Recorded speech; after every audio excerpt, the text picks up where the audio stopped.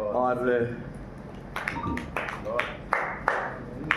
उर्दू विश्वविद्यालय, नेशनल उर्दू विश्वविद्यालय यूनिवर्सिटी में के कैंपस में, और उसमें भी इस पुस्तकालय में मैं बैठा हूँ। मैं सचमुच भावविह्वल हो रहा हूँ। उर्दू के साथ मेरा रिश्ता कुछ अजीब सा है। एक तो ये मैं कहता हूँ हमेशा कि उर्दू की ताकत जो मुझसे कहा जाती है, मेरी क्या कुव्वत में उर्दू नहीं जानता। हर जबान में अपनी खूबसूरती होती है, अपनी ताकत होती है। अंग्रेज़ी अपने तरीके से हमें प्रभावित करती है, हिंदी अपने तरीके से करती है, संस्कृत की अपनी शक्ति है, मराठी और बांग्ला की अपनी शक्ति है। तो ये दुनिया की खूबसूरती इसीलिए है कि इसमें बहुत वैविध्य है, बहुत सारी भिन्नताएँ हैं, और सारी भिन्नताओं के बीच एक संवाद है, एक सौंदर्य है। चूँकि हम आप सबसे पहली बार मिल रहे हैं उस तरह से, और जो मेरा परिचय दिया गया, मैं जैसा कि संकेत था कि थोड़ी बहुत बातचीत करें, मैं अपने सफ़र के बारे में थोड़ी बहुत बात करना चाहूँगा। जब स्कूल में पढ़ता था तब एक प्रवृत्ति थी कविताओं को लेकर, साहित्य को लेकर, कहानियाँ पढ़ना, कविताएँ पढ़ना पसंद था मुझे। और मुझे एक गुरु मिले स्कूल में, जब 8वीं कक्षा में पहुँचा था। वो संस्कृत के जानकार थे, बड़े अच्छे स्वर में भारत भारती से लेके और दिनकर की रचनाओं का सबका वो पाठ करते थे और संस्कृत पढ़ाते थे। तो हर उन्होंने कहा कि हम हॉस्टल में रहते थे, वो राष्ट्रीय ग्रामीण मेधाविता छात्रवृत्ति हमारे ज़माने में मिलती थी 100 रुपये महीने की। जब प्राइमरी स्कूल की टीचर्स की सैलरी थी 300, तो मेरे उस समय स्कॉलरशिप थी 100 रुपये महीने की। वो मैं उसमें सेलेक्ट हुआ था, थोड़ा पढ़ने में ठीक ठाक रहा हूँ। तो मैं हमारे स्कूल में कैंपस में ये बात है, उन्होंने कहा कि ऐसा करते हैं कि हर रविवार को हम लोग जो बच्चे हॉस्टल में सब ये गोष्ठी करते हैं, हर संडे को गोष्ठी जमने लगी हम लोग की। उन्होंने कहा कि कुछ लिख के सुनाओ। तो लिखने का तो मैंने 4वीं क्लास में एक गाना बनाया था कोई नाटक देखने के बाद, लेकिन कविताएं लिखी नहीं थी। तो कुछ वो लेके जाए तो टेढ़ा मेढ़ा रहे। गुरुजी ने कहा छंद सीखो। फिर उन्होंने द्रुत विलंबित, शस्त्र जैसे, सवैया, दोहा, सोरठा, सारे छंदों को लेकर के आज इसमें बात कह के आओ, ये वाली इसमें कहो। फिर उन्होंने कहा कि आज समस्या पूर्ति होगी। जी ये स्कूल में। उसके बाद स्कूल का पुस्तकालय हमारा बड़ा अच्छा था और हमारे शिक्षकों के भी पढ़ने की आदत थी। तो अज्ञे की शेखर एक जीवनी तक तो मैट्रिक तक पढ़ गया, बाकी के सारे आधुनिक कवियों को मैं नहीं पढ़ पाया था, और वहीं मेरी पढ़ाई छूट गई और मेरी यात्रा चलती रही। मेडिकल फिर साइंस पढ़ने के बाद और मेडिकल कॉलेज में आने के बाद जीवन बदल गया। आप यहाँ पे जितनी परीक्षाएं होती हैं, जितनी किताबें पढ़नी पड़ती है और जो काम करना पड़ता है, उसमें कविता बस उतनी ही बची रही कि कॉलेज में किसी लड़के को छेड़ना हो या लड़की को छेड़ना हो तो कविता लिख दी गई मजाक में, होली के लिए और उसके लिए कैंपस मैगजीन में कुछ लिखना लिख दिया। छपना अपना सब कुछ नहीं। 2001 के आसपास एक दोस्त से मुलाकात हुई, कुमार मुकुल जी के अच्छे कवि हैं, हैदराबाद में काम भी कर चुके हैं। तो किसी ने कहा कि ये विनय बहुत अच्छी गज़लें, तो मेरी एक गज़ल बहुत पहले आई लिखी थी मैंने, जो कहीं छपी वपी नहीं थी। वो उसमें वो दिल्ली को लेकर था, दिल्ली में गया था 78 में, तब मैंने वो गज़ल लिखी थी। तो उसे कुछ शेर याद थे, मैंने वही उसको सुना दिए। मैं आप लोगों को भी गीतों वाली कहानी की तरह चलता हूँ उसमें। जी स्वागत। तो कुछ शेर याद आ रहे हैं कि मैं 18 साढ़े 18 साल का था उस उम्र में, तब की बात है ये। उस समय तंदूर कांड भी नहीं हुआ था, उस समय की है ये। पूरी साड़ी फटी हुई है नई किनारी दिल्ली में, तरल आग की लहर बेचती बर्फ हमारी दिल्ली में। तरल आग की लहर बेचती बर्फ हमारी दिल्ली में। हर मजहब तंदूर छाप, हर नियत खुद में खोई सी, खंजर जिसके हाथ लगा वो शख्स शिकारी दिल्ली में। बाहर से चमकीले धुले सफेद राजपथ दिखते हैं, भीतर भीतर गंदे नालों की तैयारी दिल्ली में। भीतर भीतर गंदे नालों की तैयारी दिल्ली में। टंग जाएंगे छिले हुए मुर्गे से अगर लजीज दिखे। टंग जाएंगे छिले हुए मुर्गे से अगर। में लिख रहे थे आप? मैं 78 की बात है, मैं 18 साल का था करीब। टंग जाएंगे छिले हुए मुर्गे से अगर लजीज दिखे, नरम गोश्त में दांत गड़ाने की बीमारी दिल्ली में। नरम गोश्त में दांत गड़ाने की बीमारी दिल्ली में। दो आने में दिल की फोटो कॉपी बिकती रहती है, सब कुछ करना प्यार न करना कारोबारी दिल्ली में, सब कुछ करना प्यार न करना कारोबारी दिल्ली में।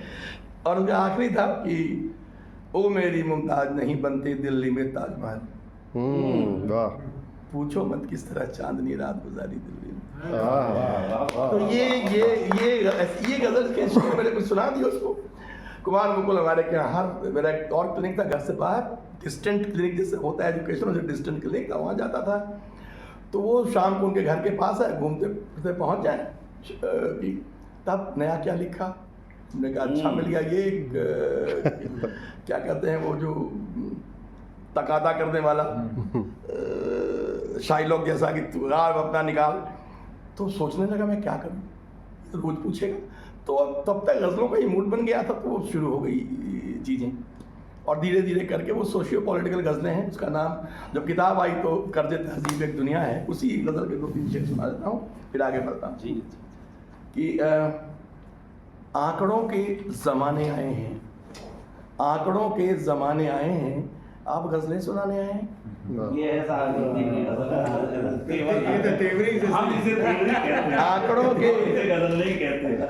के ज़माने आए हैं, आप गज़लें सुनाने आए हैं, आंकड़ों में बदल रहे हैं आप, आपको ये बताने आए हैं, आपको ये बताना, आंकड़ों में बदल रहे हैं आप, आपको ये बताने आए हैं। और उसका उसमें एक था ये कि आखिरी शेर उसका था कि बाकी भूल रहा हूँ, आंकड़ों में बदल रहे हैं आप, आपको ये बताने आए हैं, कर्ज तहजीब एक दुनिया है।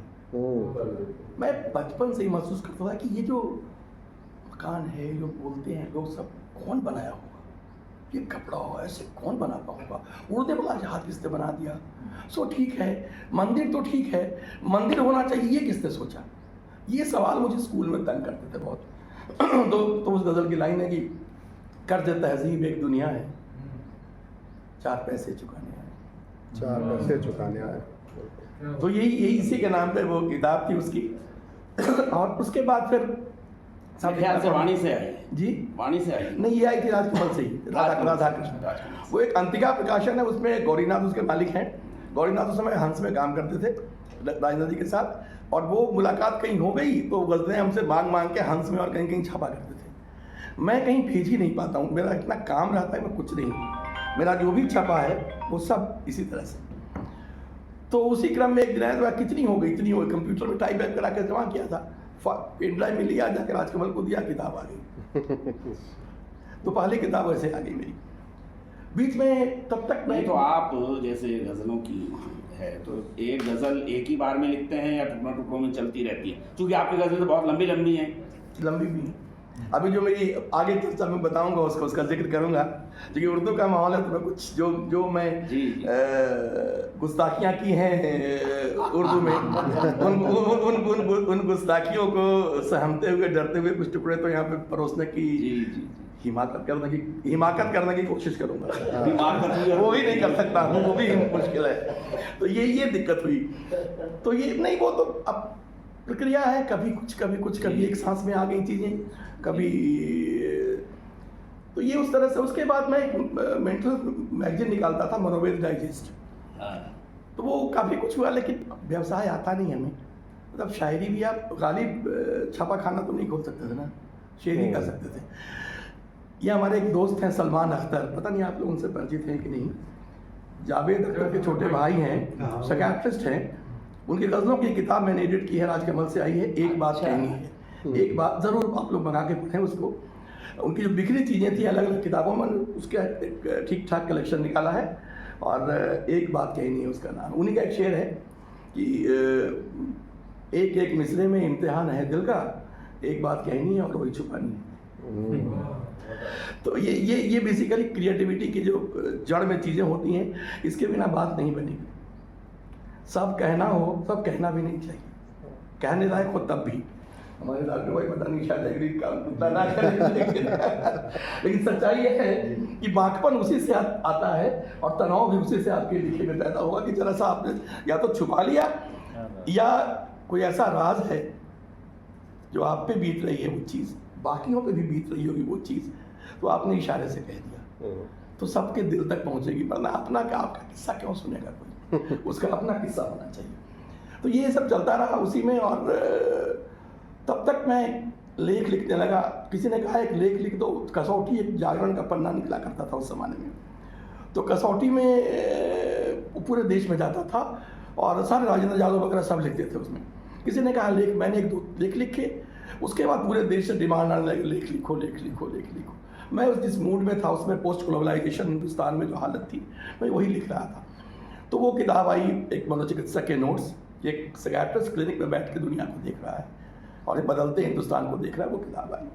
उसके बाद फिर मेरी किताब आई जिन्होंने कहा आम्रपाली और अन्य कविताएं, ये इतिहास के साथ और यात्राओं के दौरान जो हुए इनकाउंटर्स हैं मेरे, उनकी कविताएं। मनोचिकित्सक के नोट्स लिखते लिखते ग्लोबलाइजेशन को मैं इतने समग्र के समझ रहा था, तो अगली किताब जो आई मॉल में कबूतर, जो कि एक मॉल के जन्म और मॉल की मृत्यु, उसके बहाने पूंजी के जन्म और पूंजी की मृत्यु, कंज्यूमरिज्म के जन्म, कंज्यूमरिज्म की मृत्यु, पूरी कहानी इसमें आती है। ज्ञान रंजन जी को ये बड़ा पसंद था मॉल में कबूतर टाइटल, तो ये किताब आई। उसके बाद एक 11 साइकियाट्रिस्ट का इंटरव्यू किया, जो सारे बड़े लोग हैं उसमें, जिन लोगों ने सारे दुनिया में काम किया है। वो किताब हिंदी में आई, मनोचिकित्सा संवाद, उसमें सलमान अख्तर का भी इंटरव्यू है और मोहन अगाशे जैसे का इंटरव्यू है। फिर एक डॉक्टर नेकी हुआ करते थे, साहित्य अकादमी अवार्ड मिला था उनको, और एम्स में सेक्रेटरी के HOD थे, उनका इंटरव्यू, ऐसे ऐसे लोगों को चुना गया उसमें। वो किताब आई। उसके बाद आई यक्षिणी। ये कह सकते हैं कि जिसको आप 40 साल से देख रहे हो, उससे आपको 40 साल के बाद इश्क हो जाए, ऐसा ज़रा कम होता है। पता नहीं क्या हुआ, मुझे कुछ हुआ। और उसके बाद ये पूरी किताब एक जो मॉडर्न स्कल्पचर है दीदारगंज की यक्षिणी पटना म्यूजियम में, बस वो उस पर कुछ कविताएं शुरू हो गई और धीरे धीरे मैं, मेरे वश में नहीं था, कुछ पूरी होती गई और 3 महीने से 3 साढ़े 3 महीने में पूरी किताब बन गई। उसके बाद उसी अक्टूबर नवंबर में मैं गया राजकमल में। पहले वाली किताबें 4 आई थी गौरीनाथ के प्रकाशन से, अंतिका से, मॉल में कबूतर, मनोचिकित्सक के नोट्स, मनोचिकित्सा संवाद और आम्रपाली। तो ये अरुण जी ने कहा कि ये किताब राजकमल से आनी चाहिए। तो अशोक महेश्वरी को फ़ोन किया कि मुझे आना, मुलाकात तो थी, पहले से बातचीत लोग गए। हमने कहा ये किताब तो आपको कहीं और से छपते हैं। हमने कहा आपको छापनी है और पुस्तक मेले में लानी, 1 सप्ताह बाद मैं फ़ोन करूँगा, आप पलट के देखिए। उन्होंने कहा कि हम छापते हैं। इसका 3रा एडिशन आ चुका, अब तो मतलब परिवर्तित लिख रहे हैं, क्योंकि 2 कविताएं जुड़ी गई थी, एक पेपर, एक हार्ड बाउंड, फिर एक पेपर बैग, फिर एक पेपर बैग। तो मैं उससे कुछ चीज़ें सुना रहा हूँ। स्वागत।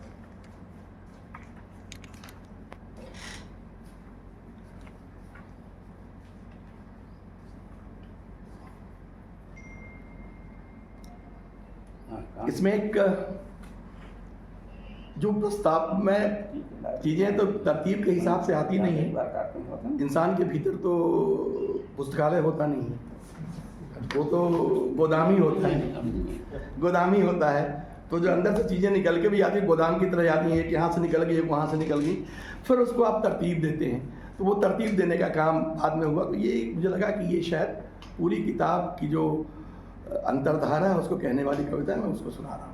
जी स्वागत। उसमें किसी कविता कोई शीर्षक नहीं, क्योंकि एक ही बात आदमी कह रहा है घूम फिर के। घोड़े वहां दौड़ते हैं, धूल यहाँ उड़ती है, युद्ध वहां होते हैं, रक्त के छींटे यहाँ पड़ते हैं, अग्नि वहां भड़कती है,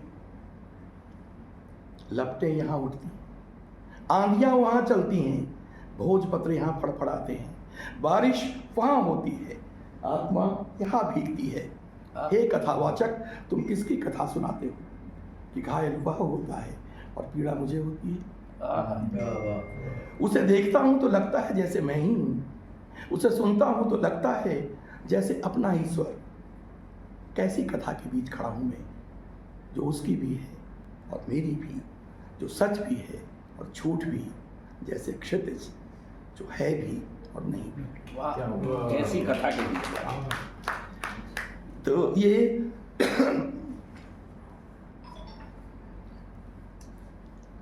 फिर उसके आगे एक कविता, मूर्ति है तो जी, आइकोनोग्राफी अगर अच्छी बन है हुई है ठीक ठाक, तो उसका सौंदर्य शास्त्र भी होगा। तुम उन दिनों की रचना हो सुबह जब ऋतुएं अनुकूल होंगी और गगन से गिरता जल इतना निर्मल इतना मीठा कि पर्वतों ने भी पिया होगा छलकर और इतनी मुलायम हो गई होगी पाहन की प्राकृत काया कि पौरुष के संस्कृत हाथों ने कड़ी होगी मन के आंगन में कांधे पर चमर धरे खड़ी मादकता की मुहक प्रतिमूर्ति। हट रे हथौड़े छेनियों की तलाश तो कतई नहीं है। हट रे हथौड़े छेनियों की तलाश तो कतई नहीं।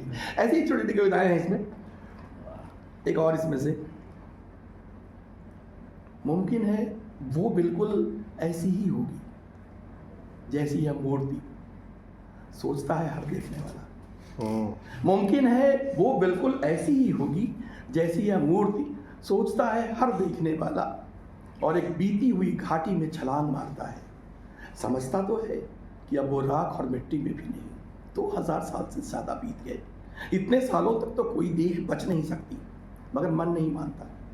सबको यही लगता है कि उसमें चुटकी भर जान अब भी बाकी है। चुटकी भर सबको यही लगता है कि उसमें चुटकी भर जान अब भी बाकी है।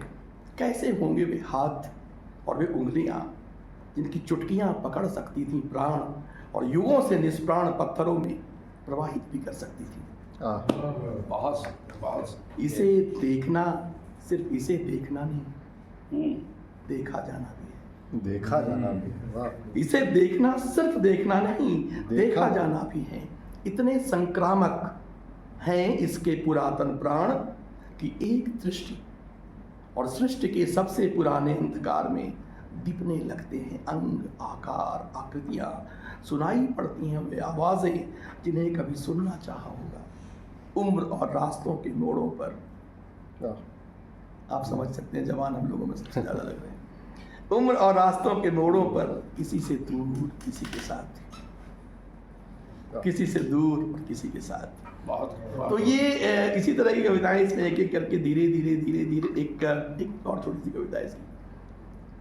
किसी भी पत्थर से नहीं फूट जाती कोई नदी, पहाड़ से हिल गए और तराशे गए पत्थरों से तो कतई नहीं।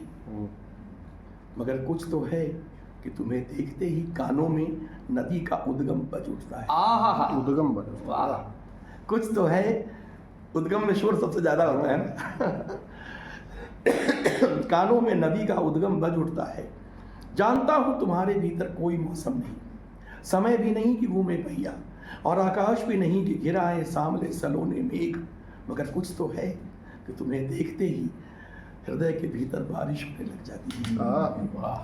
इतना भी कवि नहीं मैं कि तुझ में ढूंढूं अपनी प्रागैतिहासिक प्रेमिकाएं। शर्मा साहब, सबकी इतना भी कवि नहीं। सबकी प्रागैतिहासिक प्रेमिकाएं होती हैं। कुछ की ऐतिहासिक होती हैं, कुछ की समसामयिक होती हैं। मैं प्रागैतिहासिक की बात कर रहा हूँ। इतना भी कवि नहीं मैं कि तुझ में ढूंढूं अपनी प्रागैतिहासिक प्रेमिकाएं, न इतना अंधविश्वासी कि बांधू तुझे किसी पिछले जन्म के उड़ते उत्तरीय से। मगर कुछ तो है कि स्वयं को देह और इतिहास के बाहर देखने लग जाता हूँ। वाह। स्वयं को देह और इतिहास के बाहर देखने लग जाता हूँ। बहुत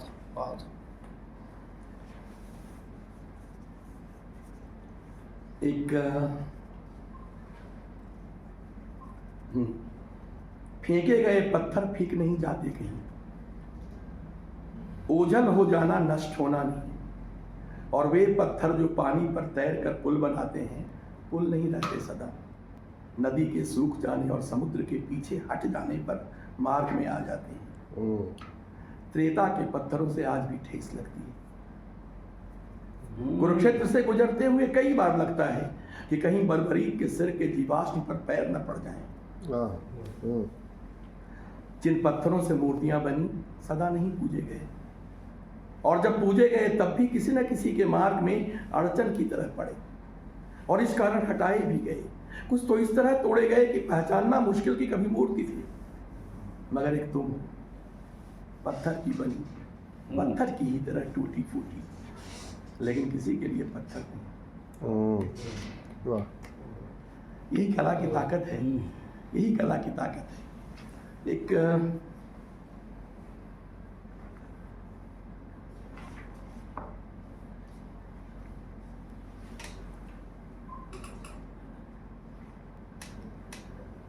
ये कई मित्रों को पसंद है कविता इसकी। मैं एक अधीर समय का यात्री हूँ, धैर्य मेरा पाथेय नहीं। झूमते हुए वृक्ष को देख रीझता हूँ किंतु रुक नहीं पाता। मुझे कहीं भी ठहरने के लिए अवकाश अर्जित करना पड़ता है। फिर भी कहूँगा कि धैर्य ही ध्येय है मेरा, सारी गतियों का ध्येय भी साध्य भी। धैर्य ही ध्येय है मेरा, सारी गतियों का साध्य भी। कला मांगती है धैर्य, राई भी रचनी हो तो पहाड़ सा। कला मांगती है धैर्य, राई भी रचनी हो तो पहाड़ सा। अधीर शिल्पी एक सिलबट्टा भी नहीं कर सकता। जब तुमने लिया होगा आकार, पृथ्वी पर इतना धैर्य रहा होगा। अपनी तुच्छ कविताओं और अर्थहीन गतियों के बीच निमिष भर को मूंदता हूँ नैन, और निहारते हुए तुम्हें उन योगियों के बारे में सोचता हूँ जिनकी साधना भीम बेटका से खजुराहो तक फैली है, और अजंता जो कई सर्गों वाला महाकाव्य का घर है। यह कारण नहीं कि ठहरे हुए पत्थर भी खींचते हैं मुझे, तुम तो खैर धैर्य का रूपक भी हो और रचना भी। तो ये यक्षिणी की कविताएं थी। इसमें इस तरह की एक बस आखिरी पढ़ के बंद करूंगा इसे। कोई न कोई देह जरूर होती है जिनसे वाबस्ता होती हैं वे चीजें जो विदेह जान पड़ती है। देह और विदेह, कोई न कोई देह अवश्य होती है जिनसे वाबस्ता होती है वो चीजें। हमेशा सब चीज पे प्लेटोनिक नहीं हो सकता है। अब इसमें क्या है कि उर्दू शायरी के थोड़ा पास गया हूँ, मतलब वो जो उर्दू शायरी का जो मिजाज है और जो उसकी फिलॉसफी है, इसलिए कोई न कोई देह जरूर होती है जिनसे वाबस्ता होती हैं वे चीजें जो विदेह जान पड़ती हैं। जैसे आकाश पृथ्वी और उसके परिवार वालों का आंगन है, मैदान है, परिधान है। जैसे आकाश पृथ्वी और उसके परिवार वालों का आंगन है, मैदान है, परिधान है। और जैसे हिमालय और आल्प्स किरणों की पगडंडियों के शीश हैं। जैसे ताजमहल चांदनी के जादू का आईना है। जैसे पीपल के पत्ते हवा के हल्के झोंकों के कंपास हैं। जैसे हमारे जगे दिमाग ईश्वर के होने और न होने के ठिकाने हैं। और जैसे नींद स्वप्न के कैटवाक मोहिनी अट्टम या तांडव का आबनूसी रैंप है। जैसे नींद स्वप्न के कैटवाक मोहिनी अट्टम या तांडव का आबनूसी रैंप है। और यक्षी तुम ही कौन सी देह लेकर पैदा हुई थी, मगर शिल्पियों और कवियों ने अपनी कामनाओं की मिट्टी से ऐसा रचा कि एक पुकारो तो क्या खुदा और क्या सनम दोनों हाजिर। वाह बहुत बढ़िया। तो यक्षिणी की और वहाँ पे आपकी सारी चीज़ें आपकी फैलने लगती हैं, और मैं उस मूड में होता हूँ उसी में कि हमेशा ध्यान बार बार उसी पे जाएगा। और बीच बीच में जब बोरियत होती है गद्य कविता लिखने से तो शेर कह लेता हूँ। उर्दू की वो जो है ना, वो जो गज़ल का जो गज़ल से रिश्ता है वो पहले मैं प्योरली पॉलिटिकल लिख रहा था कब्ज़े तहज़ीब में। धीरे धीरे जो इसको जदीदियत कहते हैं उसकी तरफ फिसलता गया। असल में होता क्या है कि आप बाहर करते करते अंत में आप भीतर चले ही जाते हैं। तो अब भीतर जब जाएंगे तो फिर चीज़ों को अलग तरीके से देखेंगे। तो शायद उम्र हुई, उसका भी असर होगा, और तजुर्बा भी हुआ होगा। इतने लोगों से रोज़ मिलता हूँ, काम करता हूँ, 100 लोगों की ओपीडी करता हूँ सुबह से शाम तक लगातार। तो वो तो सबका रोना गाना होता है, सब मन के दुख सुनते रहता हूँ। तो इस किताब का जो शीर्षक है वो इस दोहा के नाम दोहा पे है। मिल जाए तो जानिए, मिल जाए तो जानिए, बीते सभी कलेस, मछली जैसी जान को पानी जैसा देश। मिल जाए तो जानिए, बीते सभी कलेस, मछली जैसी जान को पानी जैसा देश। मैं इसकी 1-2 कविताएं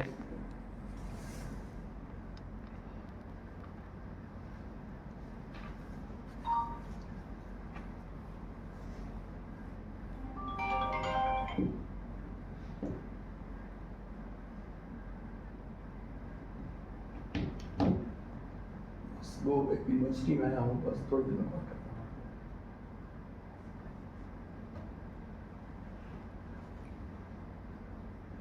इसका शीर्षक है सूखी और साफ सदी की तरफ।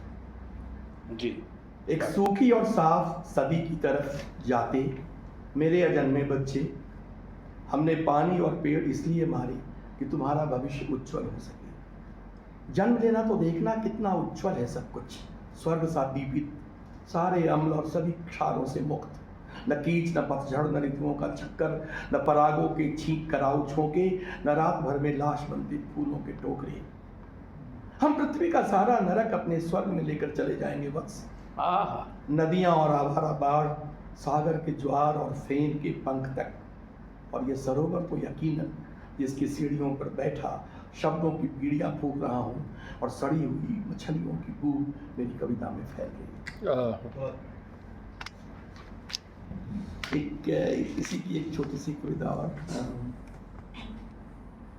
इसका शीर्षक है अंतिम। आहिस्ता आहिस्ता टूट जाएंगी सीढ़ियां, निथरा हुआ जल देती मिट्टी गाद बनकर भर जाएगी। कम होता पानी पृथ्वी के अंतःपुर में पनाह लेने को खिसक लेगा। एक बूढ़ा और बीमार बगुला अंतिम मछली को अंतिम निवाला समझ देखता रहेगा। दोनों में पहले कौन मरेगा यह ईश्वर नहीं, अंतर्धान होता पानी तय करेगा। तो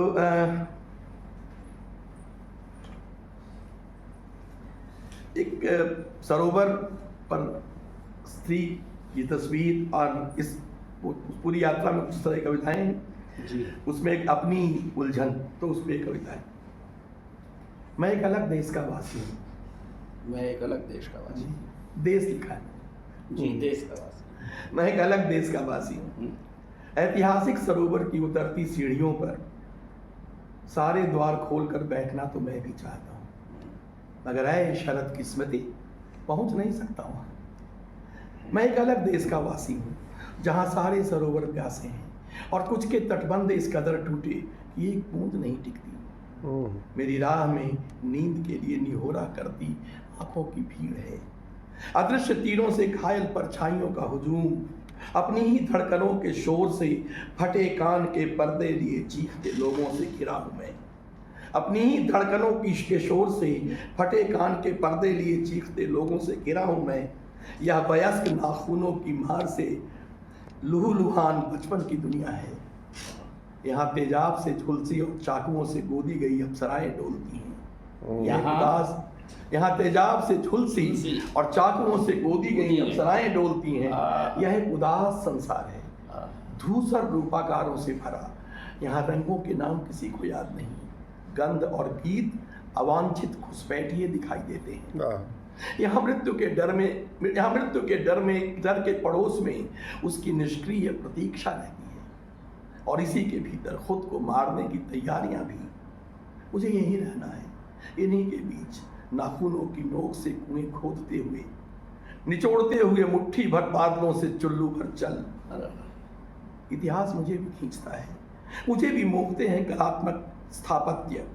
सरोवर में उतरती सीढ़ियों पर मैं भी बैठना चाहता हूँ तुम्हारे साथ, मगर ऐ शरद की वो हक स्मृति, मुझे उनके पाँवों की जंजीरें खोलनी है जो गवा चुके हैं अपने होश की सारी धूल।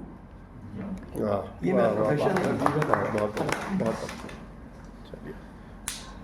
मैं समझता हूँ कि अब हमें थोड़ा सा कष्ट लालटू सर को देना चाहिए, बिल्कुल, लेकिन उससे पहले सर कुछ कहेंगे।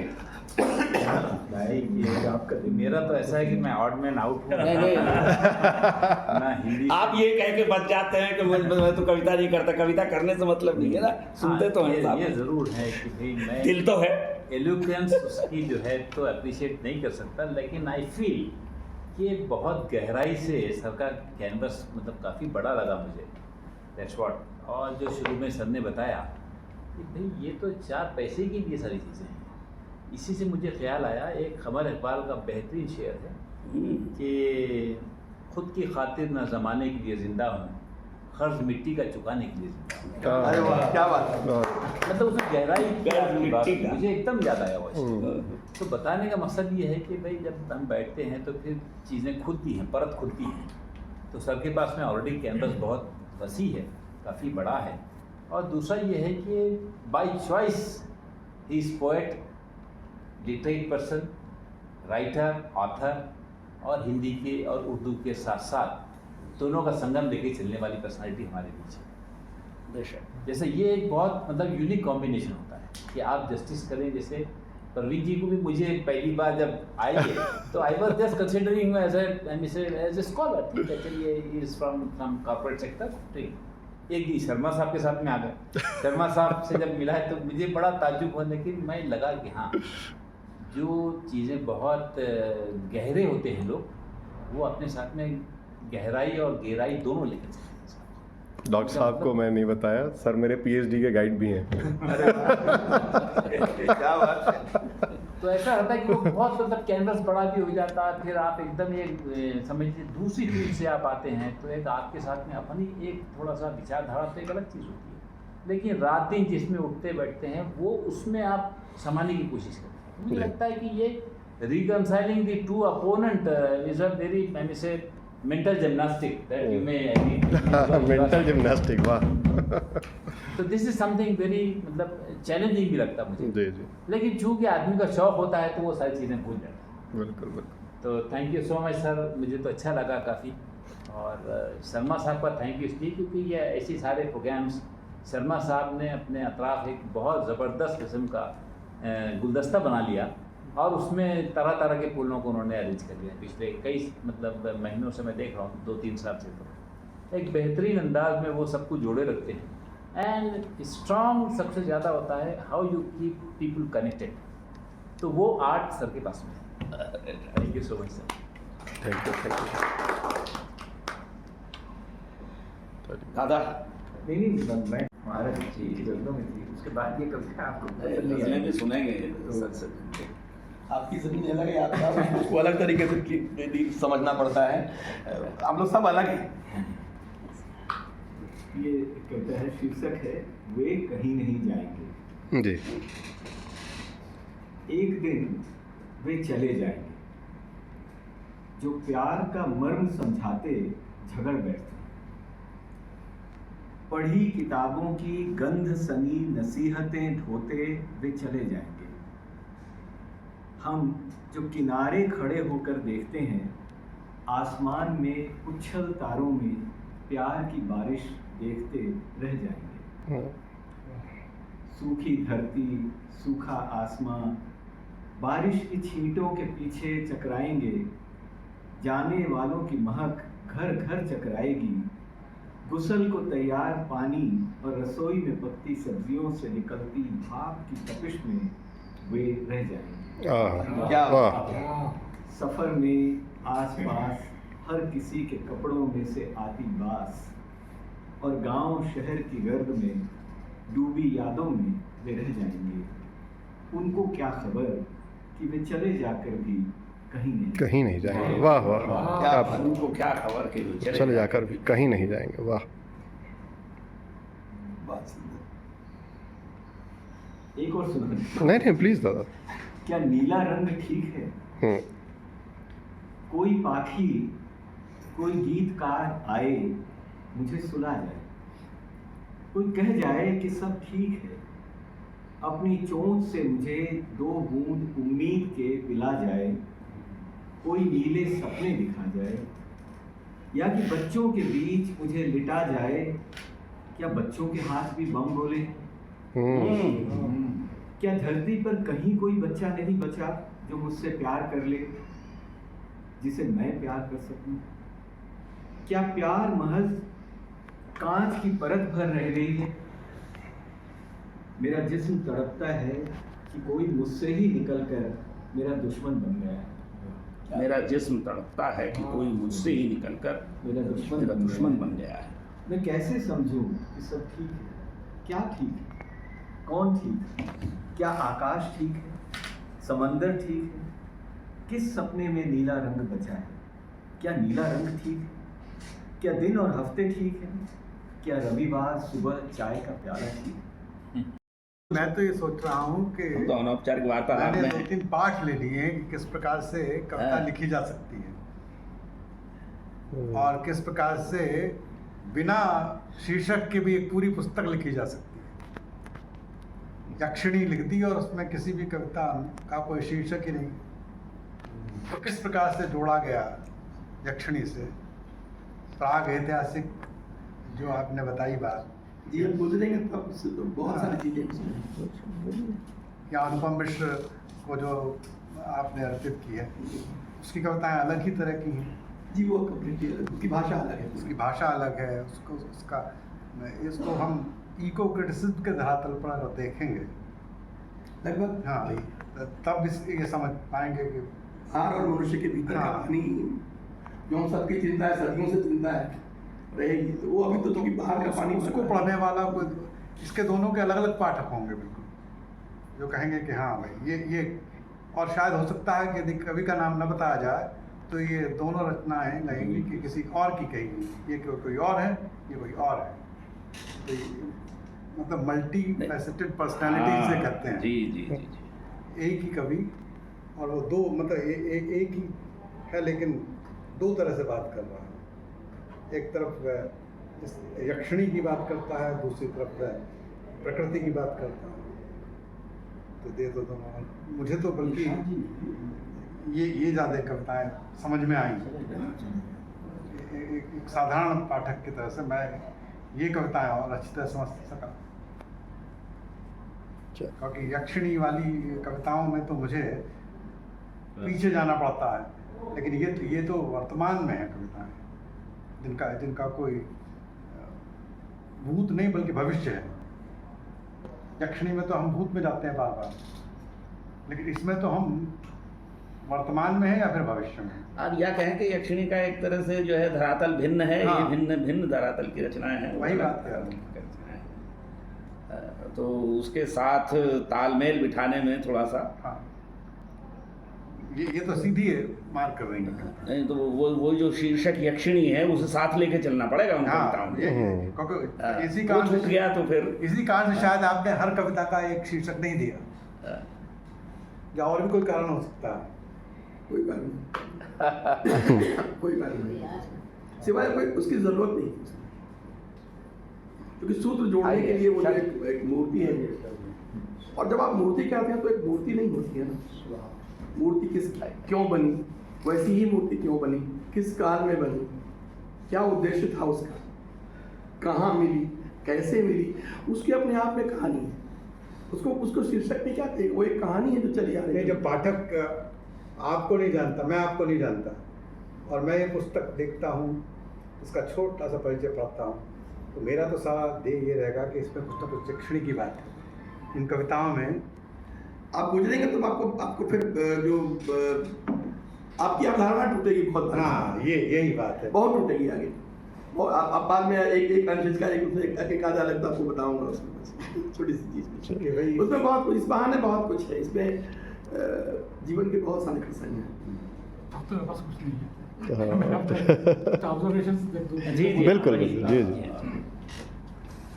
तो आज हमने हमारे जो मेहमान हैं आज शर्मा जी साहब से, कुमार साहब से, उनकी कुछ कविताएं और दूसरे साहब से मैं पहली मरतबा आपसे मिला हूँ, नामों से पूरी तरह वाकिफ नहीं, इसलिए मैं माफ़ी चाहता हूँ अगर नाम लेने में मुझे बड़ी गलती, लेकिन ये एक मेरे लिए अनोखा और नया तजुर्बा था आप लोगों से रास्त हिंदी के ऐसे मशहूर जो शायर हैं उनकी ज़बान, और मुझे ऐसा लगा कि कोई ज़्यादा फ़र्क नहीं है उर्दू शायरी और हिंदी शायरी में, एक ही धारा है, किनारे अलग अलग हैं, पर धारा तो एक ही है। वाह, तो आपकी जो तवीज़ नज़्म है यक्षिणी, मुझे ऐसा लगा कि वो जैसे एक खूंटी होती है घर में, हाँ उसमें हर तरह के कपड़े लगाते हैं, आहा, मुख्तलिफ पोशाक भी लगाते हैं,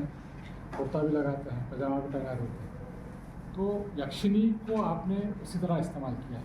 उसका एक रेफरेंस तो आया हर जगह, लेकिन उसके साथ ख़यालात बिल्कुल अलग अलग अलग अलग, है। वाह, मुख्तलिफ ज़िंदगी के मैदानों से जो तजुर्बात आपने उठाया उसको यक्षिणी के साथ जोड़कर आपने ये नज़्म लिखी। बेशक बेशक। उसके अंदर फ़िलासफ़ी भी है, साइकोलॉजी भी है, हमारी सोशोलॉजी भी है, और हमारा माहौल भी है, हिंदुस्तानी तहजीब भी है, सफ़र भी है, बहुत सारे पहलू, वाह। पूरी ज़िंदगी हमारी जो इस यक्षिणी के हवाले से उन्होंने इन कविताओं में उजागर करने की कोशिश की है।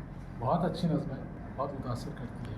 वाह, और हमारे साहब का क्या नाम है? लालटू जी, लालटू साहब। लालटू साहब को सुनते ऐसा लगा कि मैं तो उर्दू सुन रहा हूँ।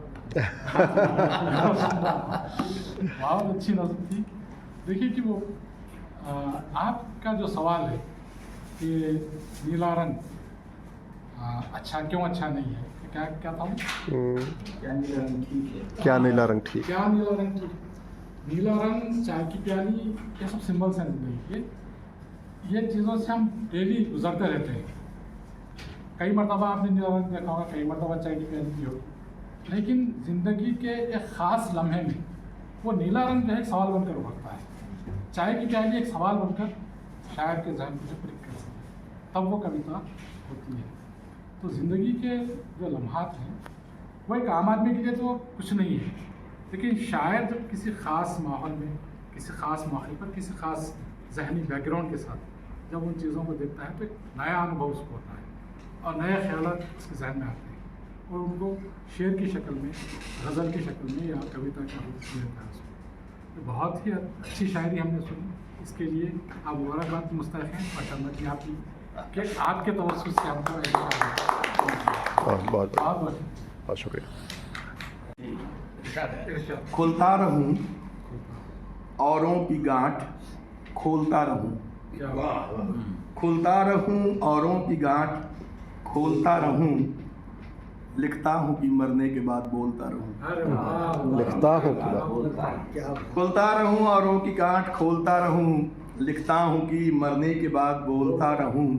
ये मुल्क, ये मिजाज, ये हवा, ये मुल्क, ये मिजाज, ये हवा, ये अजीज लोग, आवाज़ में किसी की ही डोलता रहूं। ये मुल्क, ये मिजाज, ये हवा, ये अजीज लोग, आवाज़ में किसी की यहीं डोलता रहूं। पुरखों की तरह नस्ल नौ की सोच में रहूं। पुरखों की तरह नस्ल नौ की सोच में रहूं। बच्चों में बसूं, तुतली जबां बोलता रहूं। तुतली जुबान। लिखता हूं कि मरने के बाद बोलता रहूं। मांगूं रसाई गैब की, जादू की उंगलियां, मांगूं रसाई गैब की, जादू की उंगलियां, गुमचोट ढूंढता रहूं, टटोलता रहूं। लिखता हूं कि मरने के बाद बोलता रहूं। मिट्टी की हथेली से उठूं, आसमां बनूं। मिट्टी की हथेली से उठूं, आसमां बनूं। नदियों में बादलों के रंग खोलता रहूं। लिखता हूं कि मरने के बाद बोलता रहूं। एक गजल और ये की। जी, स्वागत। थे परेशान रात भर, मिसराए सानी मिल गया। ये शायरों की बड़ी मुश्किल है। मिसराए थे परेशान रात भर मिल गई और फिर उसके बाद 3 महीने तक दूसरा उसका जोड़ इसका सानी मैं वही मैं आपसे उस समय पूछ रहा था कि साहब इतनी लंबी लंबी गज़लें आपकी हैं। चीज़ों जब गुजरती जाए किताबों से तो पता लग जाए कि मैं कितना बदमाश आदमी हूँ। जी। थे परेशान रात भर, मिसराए सानी मिल गया, मीर साहब को इलाजे नातवानी मिल गया। थे परेशान रात भर, मिसराए सानी मिल गया, मीर साहब को इलाजे नातवानी मिल गया। मिल गया जंगल कोई जैसे गजाले जान को, मिल गया जंगल कोई जैसे गजाले जान को।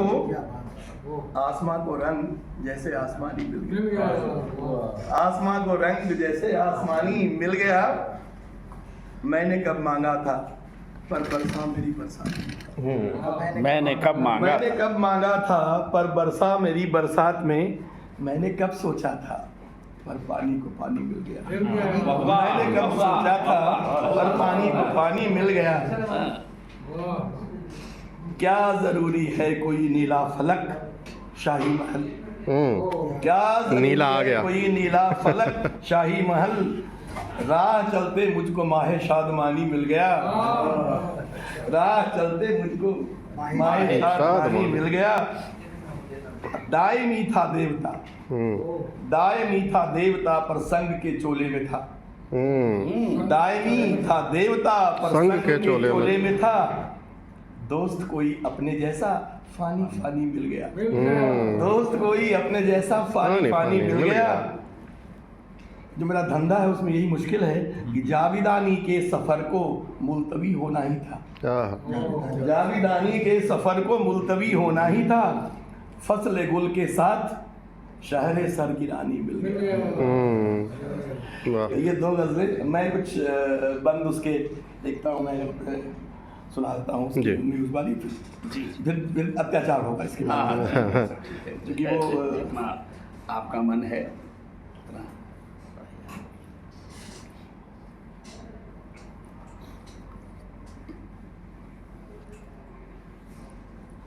ज़्यादा पर्सनलाइज्ड उर्दू लिखिए। मैं उर्दू की स्क्रिप्ट नहीं जानता, मैं कुछ नहीं जानता, मैं पढ़ता हूँ गज़ल और शायरी वारी पढ़ता रहता हूँ, तो बस उसी से चीज़ें आएंगी।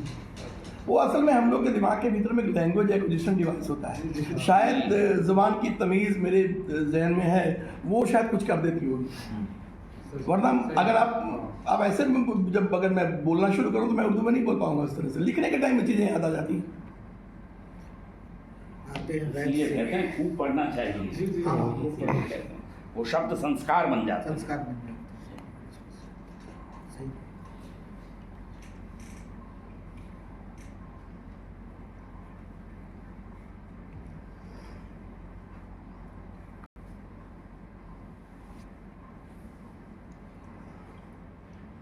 ये बहुत लंबी नज़्म है। इसमें हिसाब किताब इसका ये है कि पहले सेक्शन में उसका जो है वो पोइट अपने बारे में बताता है, फिर पोइट बताता है कि उसको बहुत ऑब्स्टेकल फील हो रहा था, वो अटक जाता है, आप अटक जाता है, फिर आपको उसमें आपको कहीं ना कहीं एक इंस्पिरेशन की ज़रूरत पड़ती है। और साइकोलॉजी की बेसिक प्रिंसिपल है जो फ्राइडियन साइकोलॉजी की, उसमें ये बात आती है कि एनर्जी कहाँ से आती है क्रिएटिविटी के लिए।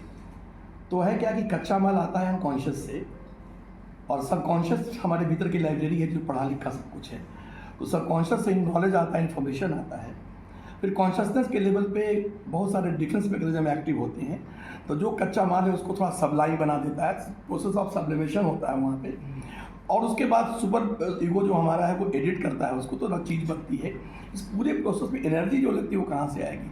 वो that is sexual energy tied with id. हाँ, तो जो ईड में जो एनर्जी है वो काम आती है, और ये इसको जेंडर से मतलब नहीं है। इसीलिए उर्दू शायरी में एक बड़ी खूबसूरत बात है कि सबको लड़का बना दो, प्रॉब्लम ख़त्म हो गया, पकड़े मत जाओ। तो दूसरी बात है कि ऐसे भी कहते हैं कि इतने सारे आदमी थे उसमें औरतें शामिल हो जाती हैं, तो थोड़ी बेईमानी है एक तरह की, लेकिन मान लिया जाए कि वही है। तो म्यूज़ लड़की के लिए भी हो सकता है, लड़के के लिए भी हो सकता है, तो बेसिकली वो इंस्पिरेशन पे है। अब मैं वही उसका जो आगे जो कुछ होता है मैं वो सुनाने जा रहा हूँ। जब सब हो गया उसका, तब जब उसको म्यूज़ मिलने पे क्या होता है कि तभी वो वक्त आया जिसके लम्हे में इशारा था, तभी वो कतरा जिसमें एक दरिया बेकिनारा था, तभी वो एक आहट जिसमें 100 सदियों की भगदड़ थी, तभी वो एक सिहरन जिसमें 100 तूफ़ान की लर्जिश थी, तभी वो शहर जिसमें शाम के पेड़ों की रौनक थी, तभी वो धूप जिसमें वस्ल की रातों के रस्ते थे, तभी वो जीस जिसमें मौत के रहने का कमरा था, तभी वो मौत जिसमें मर के भी जीने का नुस्खा था। सामंजस्य है पूरा। वो लम्हा मोजज़ा का माउंट ओलंपस से टपका था, जो वहीं पैदा हुई थी। वो लम्हा मोजज़ा का माउंट ओलंपस से टपका था, वो लम्हा माउंट हेलिकन की अंगड़ाई से फिसला था, वो लम्हा बर्फ़ का जिस पर शरारों की सजावट थी, वो लम्हा एक शोला जिसमें हर पानी का माजी था, वो लम्हा आज था जो चाह कर भी कल नहीं होता, वो लम्हा एक मुस्तकबिल कि जो बस होता जाता है, वो लम्हा आज भी जिंदा पड़ा होमर की बातों में, वो लम्हा आज भी जिंदा पड़ा होमर की बातों में, पुराने अब्र का आवारा खत बारिश की रातों में, मेघदूत, पुराने अब्र का आवारा खत बारिश की रातों में, वो लम्हा एक तारीखी गली के मोड़ पर खिड़की कि जिससे झांकिए तो 2 जहां के राज खुलते हैं। वो लम्हा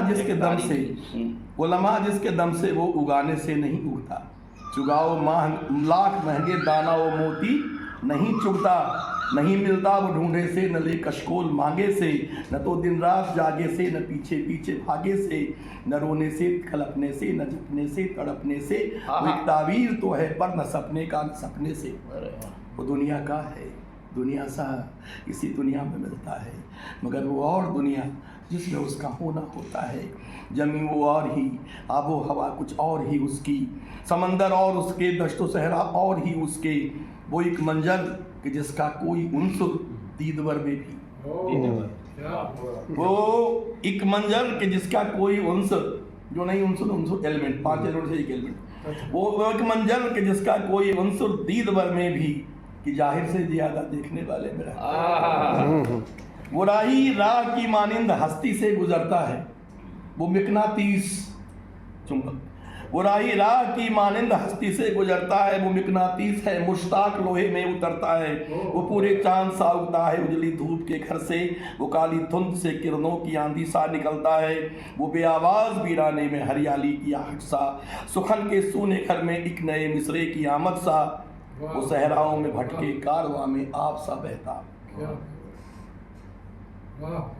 थोड़ा मुशायरा के अंदाज में रात चाहूँगा अगली लाइन पे क्या रही बोलते हुए बोलने का मन आ गया कि वो सहराओं में भटके कारवां में आप सा बहता, कलम के जख्मी पाँवों में नरम सब्जा पिन्हाता है। कलम के जख्मी पाँवों में नरम सब्जा पिन्हाता है, घने जंगल का जादू वो, गुले बेनाम का रू वो अपने यार के सीने पे महुए सा टपकता है। महुए, वाह। वो हर तारीफ में कोई न कोई राज रखता है, वो हर तंकीद में कोई न कोई रमज रखता है, वो एक शफाफ आईना है जिसके रूबरू होना दिखा देता है नजरों दिल में कितनी मैल बैठी है। वाह। शफाफ आईना है। हाँ, वो एक चश्मा है जिसके आप से नज़में नहाती हैं, वो कच्ची खूब जिसकी उंगलियां जुल्फे सुखाती हैं, कहीं भी वो खिले निकहत के कन आवाज देते हैं, कहीं भी वो खिले निकहत के कन आवाज देते हैं, हजारों मील से भी नैन काजल आंच देते हैं, हजारों मील से भी नैन काजल आंच देते हैं, वो जलती आंख में सैराब का सपना सजाता है, वो सूखी बात में जज्बात का दरिया बसाता है, वो रानाई से अपनी देता बीनाई का वो तोहफा कि तुम हर शय में कोई और भी शय देख लेते हो, वजूद उसका तसव्वुफ के शहर को सब्ज रखता है, वो खुद खामोश रहकर भी तुझे पुरलफ्ज रखता है, वो गांठों में सुलगती आग से तुझको बचाता है, वो तीखे मानियों की नोक पर मरहम लगाता है, गज़ल की रूह भी है और हुस्ने फैराहन भी है, हरम का गैब तहखाना मकाई पुरसहन भी है, वो हर खालिक का अफसाना मगर अपनी कहन भी है, वो अपने आप में जश्न अदब बजने सुखन भी है। किनाया एक मीठे दर्द का मीठी दवा का, वो किनाया झील की सहरा की पर्वत की हवा का, वो किनाया रूमी व खयाम की नज़मों के मानी का, किनाया रूह की मुस्कान की पहली कहानी का, जरा सा चांद वो ढहते किले के बुर्ज पे अटका, जरा सी चांदनी तारीख की गलियों में खोई सी, कि जैसे कोई लड़की उम्र की पहली कहानी में यही अपना नया क्रीमिश दुपट्टा छोड़ भागी हो। वो हर तहजीब का शहरी, वो हर बस्ती का बाशिंदा, वो हर तंजीम ताबिंदा के भीतर भी है बाहर भी, वो खेतों में शगुन करता पसीने की बुवाई से, वो गर्दे गम में डूबे घर को धोता पोंछता फिरता, वो टूटा सा निकलता है दुकानों कारखानों से, निपटता है वो अपने वक्त के काले ठिकानों से, वो कोठी के झरोखों से है कोठों की किवाड़ों तक, वो फारस से इलाहाबाद तक पत्थर से लड़ता है। निराला जी आ गए, श्री पर आ गए, फारस से इलाहाबाद तक पत्थर से लड़ता है, मुसलसल जश्न है जो शायरी में, मुसलसल जश्न है जो शायरी में जिंदगी उसकी, नुकीले पत्थरों के बीच पानी की कहानी भी, खिजा के रंग फसले गुल के सीने से निहा होते, यहाँ महबूब का मतलब अधूरापन भी होता है, उठाकर देखता हूँ सर तो लगता है खला कोई, दहकते आसमां की सर्द रू नीली सी खामोशी, सितारों की उदासी और तारीकी अमावस की, फलक की आंख से खामोश शबनम सी टपकती है। फसाना कोई भी हो, दर्द से बचना नहीं मुमकिन। कोई इंसान सूखे दर्द के बाहर नहीं होता। किसी भी देवता का बुत बिना छेनी नहीं बनता। तराशों के बिना नूरे खुदा जाहिर नहीं होता। तराशों के बिना नूरे खुदा जाहिर नहीं होता। मुझे मालूम है म्यूज बहता कहकशा है तू, मुकम्मल चांद है, जिंदा शफक है, बागिज़ जन्नत है, मगर गम की लकीरें भी मेरी नज़रों में चुभती हैं। कई मातम चला पंछी तेरी शाखों पे बेहिस हैं। उड़ाने ही नहीं तेरी थकाने भी मेरी दौलत। मैं तेरे अश्क के मोती का जादूगर सरापा हूँ। बहुत बहुत बहुत सरस्वती में ये नज़र, ये सरस्वती किताब में जा रही है। मतलब ये अभी प्रकाशित नहीं है, ये आएगी। ये नई बात है। प्रीमियर शो हो गया। हाँ। ऑडियो बुक बन गई, प्रीमियर शो ऑडियो बुक हो गई तो। नहीं, मैंने इसका बहुत सा भी नहीं सुना, बहुत कम सुना है। जी जी बहुत बहुत बहुत बड़े। आप कुछ कहिए, अभी आगे इस नज्म पर कुछ कहिए। कुली कुतुब शाह के शहर का असर दिख रहा है। जी सर ने जो भी सुनाया, जितना भी सुनाया, वो सरस्वती का एक हिस्सा है। और उत्सुकता बढ़ गई कि पूरी सरस्वती कैसी होगी। जो आँखों से ओझल होती है सरस्वती, तो आँखों से ओझल होती है, लेकिन हम मान कर चलते हैं जब गंगा जमुना मिलती है तो सरस्वती भी मिलती है। तो मुझे लगता है उर्दू और हिंदी शायरी में जो छंद जो गायब हो गया था 70 के समय, वो दोबारा वापस आ गया है। इसके लिए मुबारकबाद हो। तो और पटना की धरती और आपके दिनकर जी की बात आपने कही है, तो जाहिर है छंद तो होना ही चाहिए। बस ये एक आपसे एक और उम्मीद है और दरख्वास्त है कि जिस तरह आप ग्रीस के सिंबल्स पे लिख रहे हैं, अपने पड़ोस के सिंबल जो विश्व का सबसे बड़ा सिंबल है, आप अशोक, सम्राट अशोक के पड़ोसी हैं, उस पर भी कुछ लिखिए। ठीक है। यक्षिणी का जो अंतिम है ना, उसमें अशोक आए हैं। जी और ये जो किताब है काव्य नाटक ना, इसमें एक पोएट का साइको एनालिसिस है, ऑटो साइको एनालिसिस, और उसके भीतर से बुद्ध का बेटा निकलता है, आम्रपाली और बिंबिसार का बेटा निकलता है, एक वैश्य और एक राजा। आम्रपाली भी एक पुस्तक है ना आपकी? आम्रपाली और अन्य कविताएं, दो कविताओं का संकलन है, ये काव्य नाटक है। उसके बाद अजातशत्रु आता है, उसमें आम्रपाली खुद आती है। उसके बाद सब जब आने के फिर अजातशत्रु का बेटा आता है जो उसको मारता है। लोग कहते हैं ना बाहर उसको औरंगजेब ने जेल बंद कर दिया किया, यहाँ तो बिंबिसार को तड़पा के मारा बेटे ने, अजातशत्रु ने। अजातशत्रु के मरने की 3 कहानियाँ, उसमें एक है कि बेटा ने मार दिया, तो वो सब आता है इसमें। उसके बाद अंत में आता है जीवक, जो अपने टाइम में बुद्ध का भी डॉक्टर रहा था।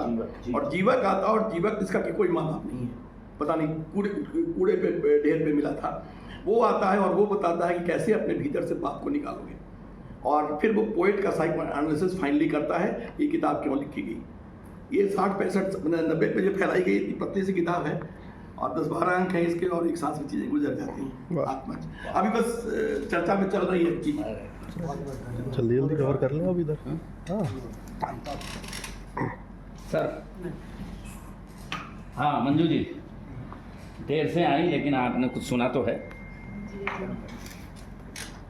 मैंने पहले जो कविता सुनी यक्षिणी की, जो घायल है, उससे कभी ऐसा सोचा नहीं था कि यक्षिणी को भी घायल किया जा सकता है उस तरह से। अभी जो आपने सुनाई कविता, वो मैं बोलूँ तो क्या, लेकिन लग रहा था कि सरस्वती बह रही है। अभी तक ये था कि सरस्वती एक जगह आके रुक जाती है, लुप्त हो गई जाती है, लेकिन पूरा प्रवाह जो है वो महसूस किया। आपके साथ तो धन्यवाद की बात है। ठीक है, पहले आप सुना तो लीजिए साहब, आपने सब। अरे ऐसे नहीं होता, कविताओं के बाद नहीं सुना। नहीं नहीं ऐसे नहीं होता। नहीं, आफ्ताब साहब, आफ्ताब साहब माइक पे जाके ही बोलेंगे भाई, ऐसे नहीं बोलते आफ्ताब। ऑफिशियली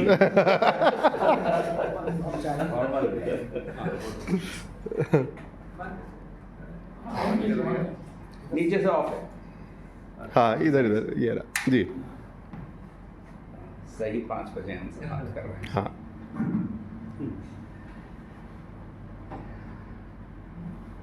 डॉक्टर साहब की मनोचिकित्सकीय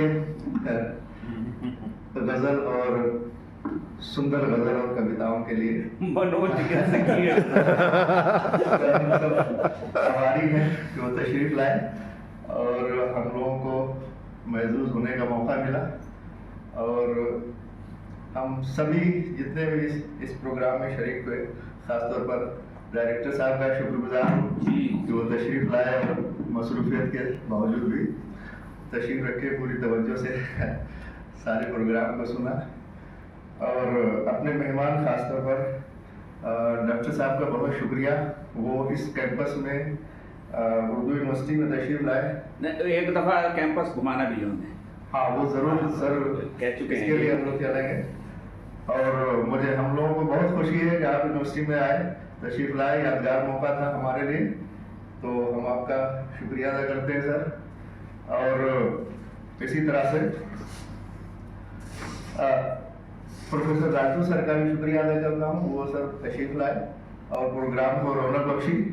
हम प्रोफेसर गोपाल शर्मा साहब से फिर यहाँ मुलाकात करने का मौका मिला, तो आपका भी शुक्रिया सर। प्रोफेसर नसीमुद्दीन फरी साहब, इरशाद साहब और ख़ास तौर पर मंजू शर्मा साहब बड़ी मसरूफियत के बावजूद तशरीफ ले आई, हमारे प्रोग्राम में भी, पिछले प्रोग्राम में भी आई थी जो हमारा वर्कशॉप हुआ था उसमें। और इस प्रोग्राम को ऑर्गेनाइज करने के लिए हम professor Sharma sir, Rishabh Dev Sharma sir और प्रोफेसर परवीन प्रणव साहब का भी बहुत शुक्रिया कि यहाँ आए और यहाँ हमारे डिस्टेंस को चुना। इसके लिए भी बहुत शुक्रिया कि हम लोगों का एक बहुत अच्छा प्रोग्राम यहाँ ये मुनक़िद हुआ। तो मैं फर्दर सभी का एक बार फिर दोबारा शुक्रिया अदा करता हूँ कि आप सब यहाँ आए, हमें मौका दिया सुनने का। Thank you.